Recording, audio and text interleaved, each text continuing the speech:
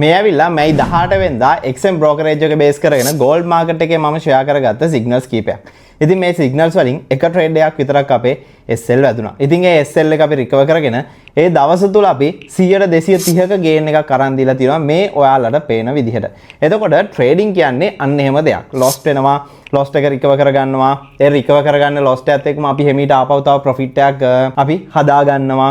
ආපහු ටික ටික capital එක build කරගන්නවා. ඒ capital එකත් එක්ක හිමීට අපි දාන lot size එක ටික ටික වැඩි කරගන්නවා.